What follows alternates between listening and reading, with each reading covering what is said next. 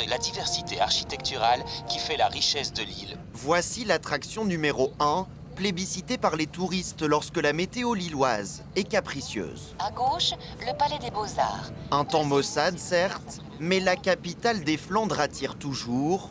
Pendant ces 2 semaines de vacances, La porte de Paris. un touriste sur 4 venait de l'étranger. C'est notre 2e fois. Et c'est vraiment très joli.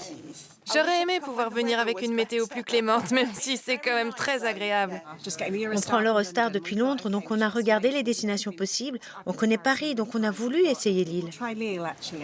Les grandes expositions de l'île 3000 séduisent, tout comme la cuisine régionale, une escapade de 3 jours en moyenne, loin de la foule. C'est assez calme, disons. Alors, ça, ouais, c'est agréable. Nice bakeries. Il y a de bonnes boulangeries, Nice croissants. de très bons croissants, un super séjour. And a nice day, yeah.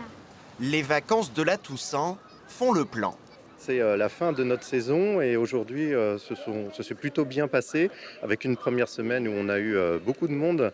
On est plutôt stable par rapport à l'année précédente avec une fréquentation des hôtels à hauteur de 70%. À l'autre bout de la région, Amiens aussi a attiré pendant ses vacances.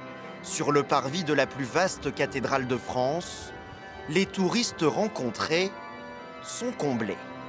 Le petit canot, la cathédrale, je trouve qu'elle est magnifique avec toutes ces statues. Quand on peut découvrir une ville dans le calme, c'est aussi très agréable. J'ai l'impression que c'est pas une ville très très grande, elle est encore à échelle humaine. Et moi j'apprécie, je sais pas, c'est tout à fait dépaysant par rapport à nos villes belges. Des ortillonnages à la Tour Perret, la capitale picarde enregistre des records de fréquentation. Les touristes cherchent de l'authenticité et de la tranquillité, deux qualités que coche la ville d'Amiens.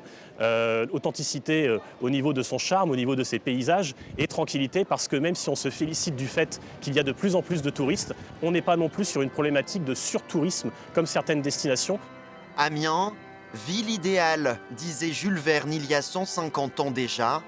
Les touristes de la Toussaint ne diront pas le contraire.